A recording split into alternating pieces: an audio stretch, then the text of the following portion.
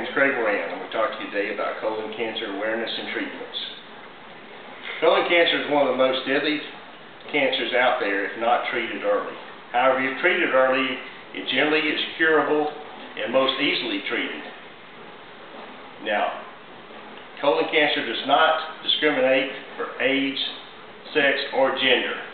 Although generally it doesn't affect ages until you get to your 40s or 50s, but that isn't always the case. Now, you should always get some sort of cancer screening done by age 50. If you have any history of colon cancer in your family, you should have it done by age 40 at the latest. Now, if you've ever had colon cancer before, you're certainly a repeat candidate to get it again. Also, in regards to women, if you've had breast cancer, uterine or ovarian cancer, you're also a cancer candidate for colon cancer. If you've had Crohn's disease, which is inflammation of the gastrointestinal tract, you can also be a candidate for colon cancer. Now, preventative measures. One of the best preventative measures is to eat a good diet, whole grains, fruits, and vegetables, and not to consume red meat no more than you have to.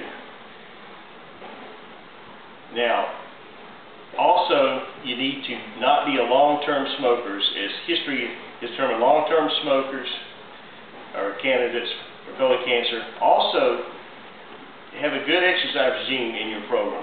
If you exercise well, history shows the people that have exercised well do not have the high history of colon cancer as those that do not. Basically, obesity is a no-no here. Cancer screening. This is important. There are 6 types available, and you should definitely start off by no later than age 50 or age 40 if you have a history of colon cancer in your family.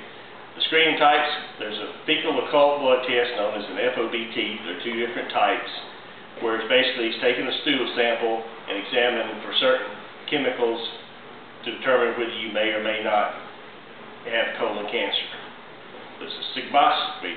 Now, sigmoidoscopy is considered an electronic tool where they basically just go inside and take a view with a sigmoidoscope to see if you have polyps or any types of tumors inside the colon or rectum.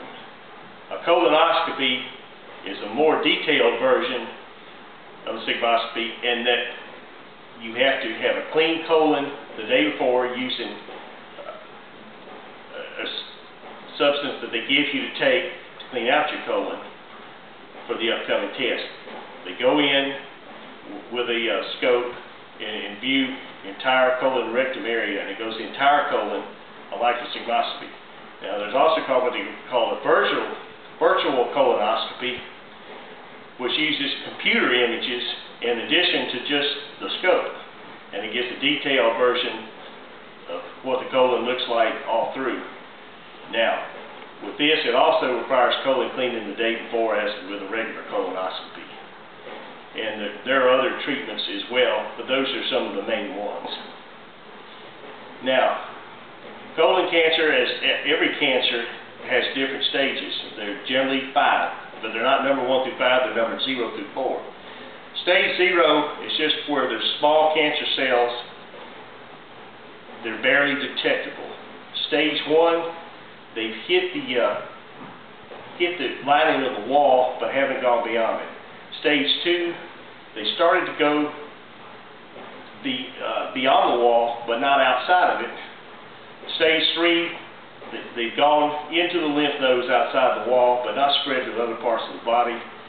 And with stage 4, it's gone outside the wall, into the lymph nodes, and started spreading to other parts of the body, attacking generally areas like the liver and the lungs. Stage 4, it gets to the point where it's not, we'll say, untreatable, but very, very hard to treat. Now, whatever types of treatments you decide to take, you have to definitely have a discussion with your doctor and your family. Surgery is an option. It can usually go in, remove polyps. There are other types of side effects, bleeding, and those types of things that occur with surgery. Radiation uses X-rays, high-powered, to shrink tumors. and there's internal and external radiation available. Chemotherapy, which most people just shorten it and know it as chemo, is the way using drugs through either orally or a port to slow growth and shrink cancer cells. Targeted therapy is another way of using drugs to slow growth, but it attacks specific areas to try to eliminate the protein damages that the cancer cells put out. But regardless of which type you decide to go with, don't go it alone. Have a friend, a very close friend, or a family member accompany any treatments that you may take and discuss that with you. Because cancer is not a death sentence. It doesn't have to be. But, again, never go it alone. Discuss with your doctor all the options, all the possible side effects. And I want to thank everyone very much for attending this afternoon. And folks, let's go beat cancer. Thank you.